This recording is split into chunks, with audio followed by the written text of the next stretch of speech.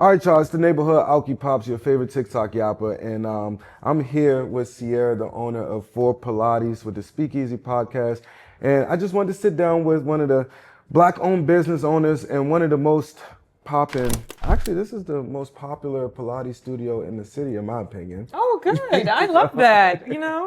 Yeah, Right out of your actually, mouth. I was told I need to do Pilates. I do yoga. I do floor Pilates at home. And I was told that I need to do Pilates and I need to try this black-owned business and there's a woman that owns it and I need to come up there. And there was so much traffic that I paid for a class that I didn't make it to. But she said I have a 15-minute grace period, Right, right, so right. we're going to do this over again. Right. If you want to introduce yourself, your name, where you're from, and how you got started. Yes, I'm Ceara. I'm from Richmond, Virginia originally. So I moved out in DC about 7 years ago, where I actually started on the streets. I came and started a lot of Pilates in the parks with underrepresented communities first. Even one in the parks in the nearby area, Parkview, and Raymond Recreation Center, and kind of spread the awareness of Pilates, not for just the traditional individual who's coming into class, but for a very inclusive in an environment where Black and Brown community individuals can come into the studio or even to the Pilates in the Park events and feel like they're very welcome. So. But then I, founded this location here about this year in March, actually, and I have been hitting the ground running since. So it's been a very, very roller coaster ride, but been very, very blessed to be able to actually get this all set up in this area. That is beautiful to hear. I think people should come to Chocolate City, and I call it the Mecca, and make their dreams come true and have Black communities that they can thrive in. But that was actually going to be one of my questions, so I guess we can start there because I made a video after we had this trending videos of people talking about inclusion in the Pilates industry, and there was a lot of conversations around what type of people can afford Pilates and what type of people deserve to be doing Pilates.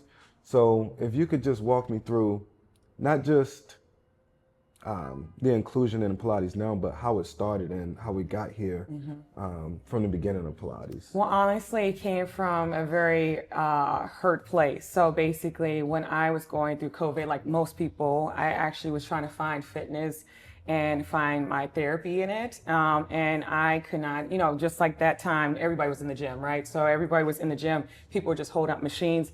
I needed the gym just to work out. I mean, I wasn't having there for the social hour. I really needed it. And I needed something to kind of bring me back to my grounding. And Pilates, I started doing Pilates once again. I was doing it in Richmond previously, but stopped.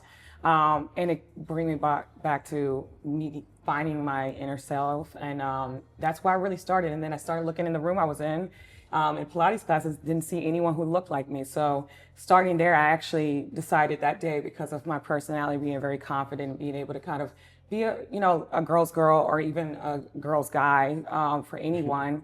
I always found myself really putting and cheering people ahead. So I said, let me just see how instructing will go. And I actually really loved it, honestly. And then that's when I started going to underrepresented communities, because then I started realizing a lot of these women were coming out in Black and Brown. They're like, I don't even know what Pilates is. And there's a huge fad right now. So I was like, how do you not know it? And we're in Chocolate City and no one knows about it, right? So I think it was really that dawned on me that it really will go well, because honestly, if I can get a studio and bring everybody together and make them feel really welcome regarding, because I had a very eclectic group of people. It wasn't just brown and black. It was, people of Caucasian descent, LGBTQ, men, straight men, heterosexual men, anyone was coming to these classes, and I loved it. So I, created this studio space for them to come and have a home for it or a community for it. So that's how it all started. I think everyone, especially being a Black brown person,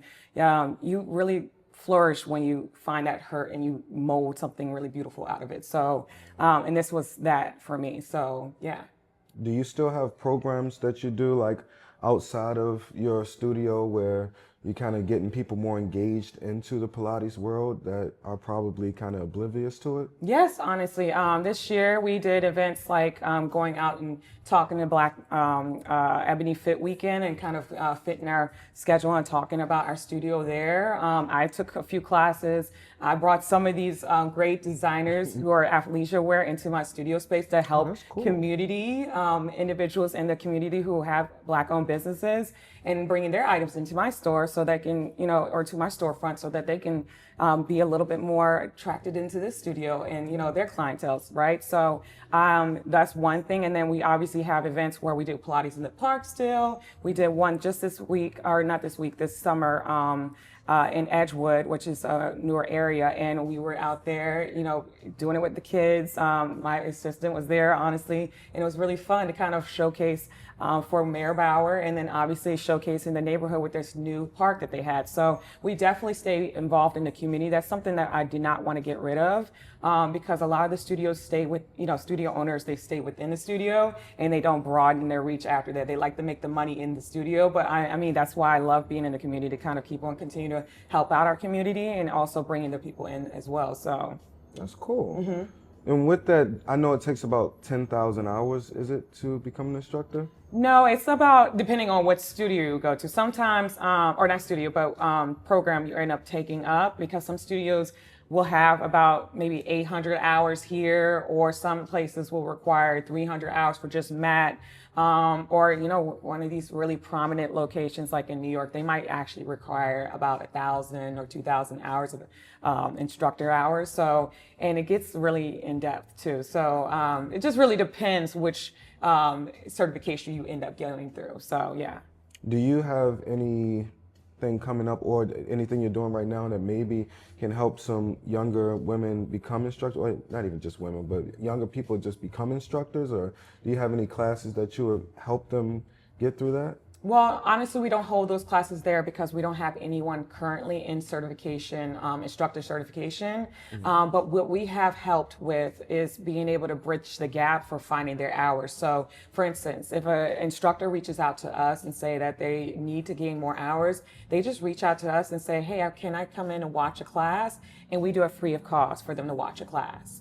They want to use the studio to kind of utilize some of the reformers, and during their program, they can come in and get more hours, because let's say they don't have a reformer at home. I didn't have one going through the certification, so I had to figure out when I was in the studio working already how I was going to get more hours, and I luckily was working at a studio already. Right. Sometimes these studios don't have that flexibility, so if anyone's actually interested in trying to become an instructor, we give them the space to be able to use it per hour for a certain time frame to get certification hours on certain things, and then they can use our studio for that, like an incubator space. So we definitely have that available for instructors, just so they can understand that you can come in here and we're welcoming for that reason. So we want to make sure you can go ahead and find your own own path with instructor training and things. That's cool. Because I do see a lot of more people getting into it, and it's been a trending thing. And anytime you see a trend, it's like a come and go type of thing, which it gets irritating when you have a business that you have to uphold. So I was wondering, like, how do you keep these people consistent? Like, I see everybody coming to the trend, but do they stay and stick with it, or do you have to become like a life coach sometimes to keep these people to come in weekly? I think now in this age we do, because think about how personal people aren't really anymore.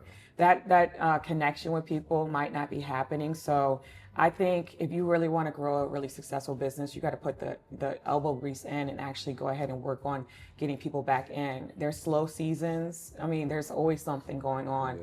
Summer, people go back home from, being the colleges up the street and leave. So you can't just sit there stagnant. You got to, flow with the change. And you got to be personable too, because if you're already letting them come in the door and they find that really warm feeling, you got to check in on them. You got to make sure they're okay. And you got to call them just like they're your friend and say, hey, I haven't seen you in a while. Are you okay? And then they, let you know either they're not or they're going through things and they said, hey, I'm going to be back in a week. I need it, So, and sometimes, hear them, get on the phone and you're like, oh, I'm so surprised you called, because who talks to people really anymore? Yeah. It's very small conversations now, and people just kind of get in their own thing and forget about just really being there for each other. So, yeah, I think it's super important to obviously really keep an eye out on each other, really. I think you're doing a great job. I mean, we're right in the middle of the community. We're on Georgia Avenue. Right as, this is a staple. This whole area is just very much a staple in DC. But you said you even got your clients over here working on your plants. They taking care of your plants. This is right. It's like your home. So yeah. You've ingrained into the city. You DC now. Right. I'm just a native now. Yeah. But when I first heard about this studio, I don't even know if it's any other Black-owned Pilates studios in the city or even close. But every beautiful woman in the city, I'm gonna stay as professional as possible. Every fine, beautiful woman in the whole city been telling me, oh yeah, you have to go to Four, come with me. Every time I meet a new woman, it's like, you have to come here and do this Pilates with, and I guess you've been torturing men. So, is that what I'm coming to sign up for? You torturing us, man? I don't know. I mean, from their opinion, when they come in and they're like, I'm gonna bring my man here, or I'm gonna bring my boyfriend or one of my guy friends here, they're like, I want you to show them the Ceara treatment. So I think I probably show them off, and I'm like, okay, we really need to make sure you work out, because also I like zone in on people. I kind of take my time and say, okay, you need to work on these things, because I know I'm a gym rat too. I like to be in the gym, and I know what I like to resist. So I think when I come and see them in and they haven't stretched a little bit, I'm gonna make sure you're stretching, so that when you go back into the gym, you're gonna come back and say, I really need to come back in, because that actually made me feel really great after, having a long week at the gym. So I won't say yes or no to that. So when I guess I'm not a power lifter, but I did have a stint where I was really lifting heavy. Do you think it's harder for people who really lift heavy and don't do a lot of other type of exercises? Is it difficult for them to get into it? I think it's going to be challenging, because again, I'm also someone who is not just a Pilates, I won't even say Pilates princess, because I'm obviously into Pilates, into the gym, into hip classes, things like that. I'm just into fitness. I think it's just challenging because you're moving muscles, small joints, small muscles in the areas that powerlifting couldn't do. So you're tapping into muscles that haven't been used, because you're doing a lot more heavy lifting, and these small micro movements cause you to kind of expand those joints, so that you can kind of find that you're going to feel a little bit more energy when you're doing a lot more movements in the gym. So I think it's opening up areas of your body that you haven't used, and it's, paying it forward when you go back to the gym again. So, I think so. I think it's definitely, a part of it. That's one of the things that yoga helped me with, like just moving things and using muscles that I'm not usually used to using. I used to box too, so yoga would help with boxing as well, because boxing uses every part of your body, and if you're not flowing and have some type of rhythm or rhythm with your body. You do a lot of yoga too? No, I actually don't do a lot of yoga. See, this is where I come into play. Right. I'm gonna have to teach you something about your chakras, right. And getting you in tune with your body, and being one with the root all the way up to the, I was about to say the rooter to the tutor. But yeah, we gonna I'm gonna link you with some yoga instructors so you can. Oh yeah, definitely. Because sure. I go down to Aaliyah down at Grounded when I was just talking about the coffee shop. Yeah, get you in some yoga. Yeah, I do forget that they do classes over in Grounded. I love that. I love that coffee shop. Yeah. And PQ is the one, my friend that told me to come to Four, and she was telling me that your hair always looks amazing. So I was told to ask you, because I had to call the girls. I got all the girlfriends, so I had to call the girls. I'm like, what would the girls want to hear about Four Pilates? And it was like, how does she keep her hair? All these Black women always worry about their hair when they work out. So how do you keep your hair perfect? I think what I end up doing, I had to cut down on my hairstylist. I hate for her to see this, because she's probably going to be like, girl, you need to come back. But for one, I think it's the products, honestly. You gotta ask the Sephora ladies and girls up in there and men. I won't say even men because the men gave me a good tea the other day about my setting spray for my hair, because it's colored and also obviously it's going to be heated. All the sweat and everything is going to be needed to be tamed. So it's got to be the products. It's not it's also the tools, but the products are super important. Like I definitely use a lot of design essentials. I use I think it's Wow to make sure it sets in my hair properly. And then I use a lot of clips. When those weeks I've been working too hard, the clips go in my head. I end up putting the clip on my head. It doesn't look like it's nothing, but when I put it down, you're probably like, girl, your hair's stiff, But yeah, that's exactly what I use. It's just the products have been the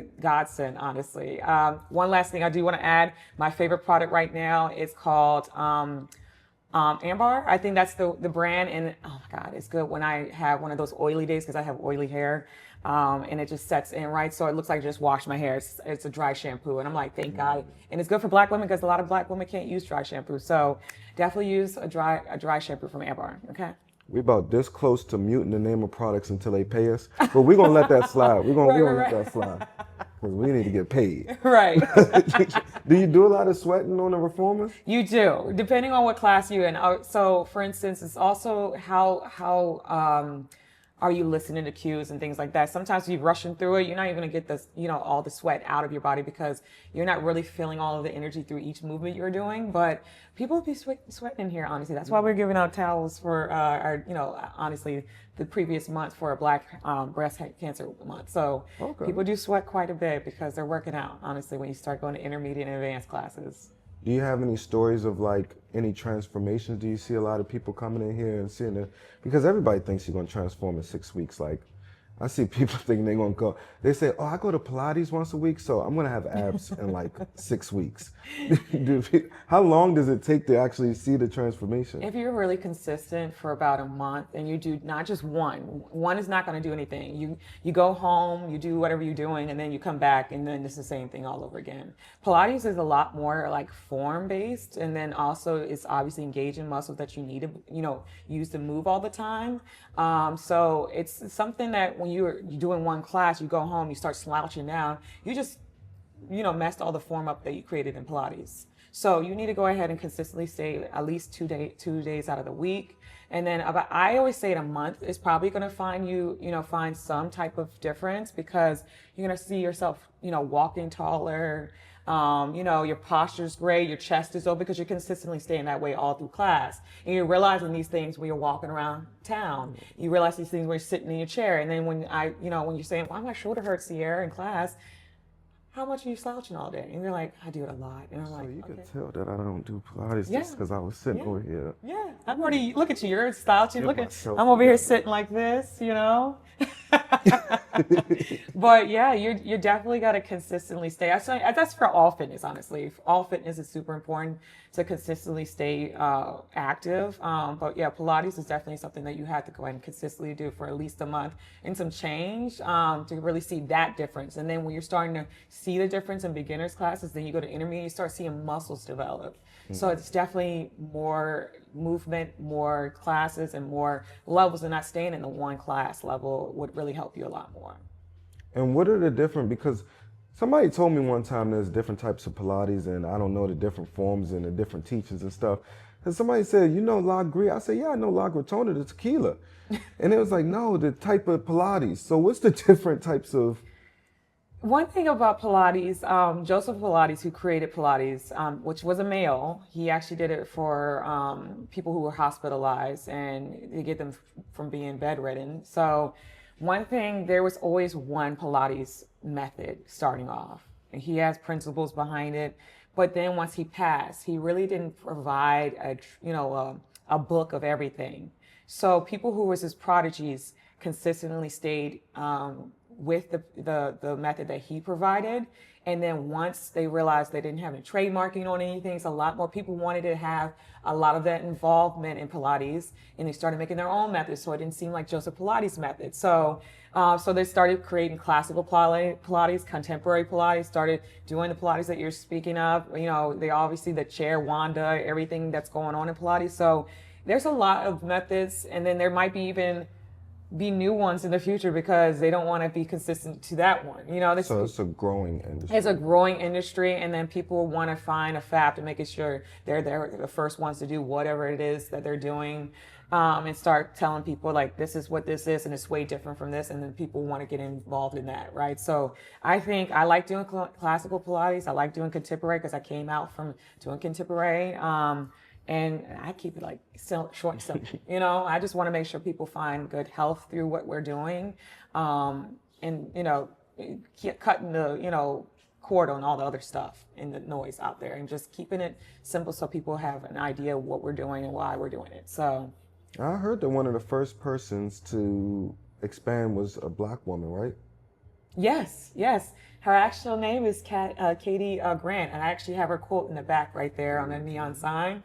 She actually helped expand because Joseph Pilates was parked next to the ballet studio in New York, and she was a dancer. She came in and kind of showed him how flow dancing would be a really good movement with Pilates, because he was on yoga based mostly, and then he was doing things that was going to help the joints. So she helped him broaden the reach because it started becoming more therapeutic and beautiful when he had so many dancers coming into that studio where they had a lot of dancing movements, and he had to kind of perfect it. So she helped him out quite a bit, help it branched out to make it as big as it is now.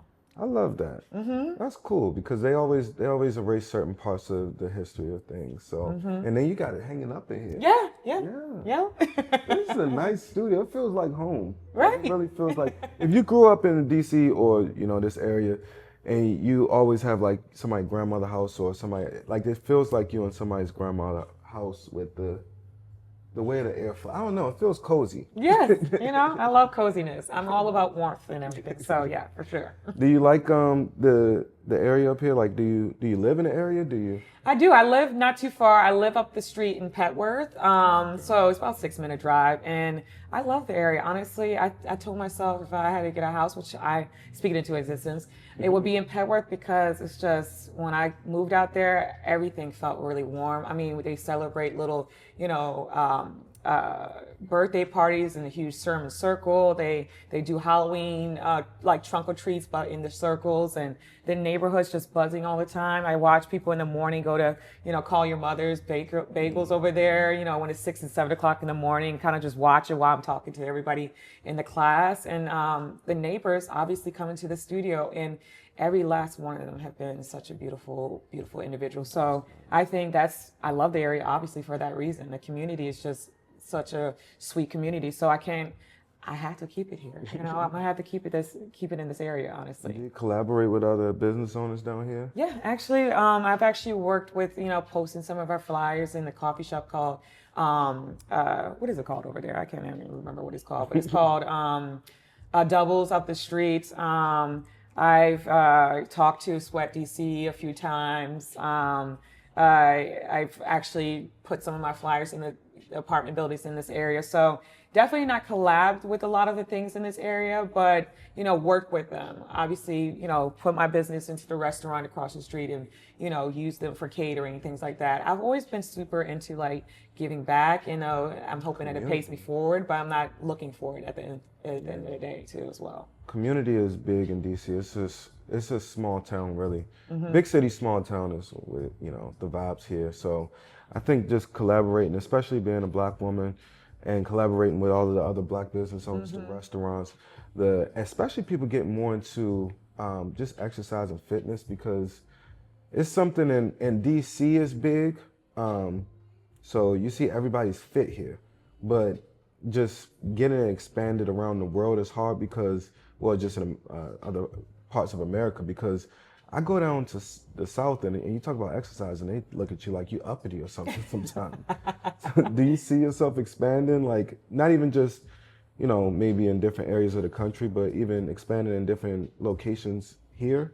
Yeah, honestly, I'm hoping that, I get blessed to put it into an area that's, on the move and underrepresented too as well, and showing that this is not just centered in the Parkview, but it's also centered in other locations, because I'm starting to realize that, the community I'm building here has been really beautiful, but it's not close enough to other people. How long it takes. You just said that you couldn't attend one of the classes because how long it got out here, it took you to get out here. So I find that if it takes long for you to get out there, I got to put it somewhere else. So, I think you should do cross the river down Anacostia area because I get I there. don't know, maybe. I love Anacostia. I'm liking it over there now. So yeah, maybe. So you'll see. We'll see where this branches out to be. That would be perfect. Right. We got the Go-Go History Museum. We got Grounded. We got Anacostia Arts Museum. We just need a Four Pilates right there. Right. Just to finish the deal. Get people fit. Maybe we get another podcast right after this when it happens. Yep. We're gonna get that part, and then you're gonna have to throw a Go-Go. See, Grounded, they put TOB out there. That's how they. I know. I saw the video. I was like, oh, look at them. They're not playing games. I know you're loved from it. Richmond, but we're gonna have reaction band out there for you or something. We're gonna have something. Right. We're gonna get it popping. But yeah, I think that was all my questions. If you want to tell them anything about your business or how to your area, how to contact you, or how to sign up, then yeah, of course. So you can reach us on obviously Instagram. I'm actually reviewing the DMs all the time, or trying my best to, which is Four Pilates _ or TikTok. That's another good one. So our TikTok is C4 Pilates. And then honestly, you can go into Google and just search us. We're literally up at the top of the search engine. So if you find us on Four Pilates, spelled Four, not the number 4, Pilates, you'll find us on Google too as well. So that's where you can find us. Reach us on that phone number that's listed on our website and give us a call. yeah. Sign up. We are right here on the corner of Georgia and Lamont. So Georgia Avenue and Lamont Street. So sign up for a class. Get moving, especially if you're a man. Get those muscles moving, because them ladies, they tired of you sitting there stiff in that bedroom. So, thank you for letting me come down. Of course. So nice to meet you. You too.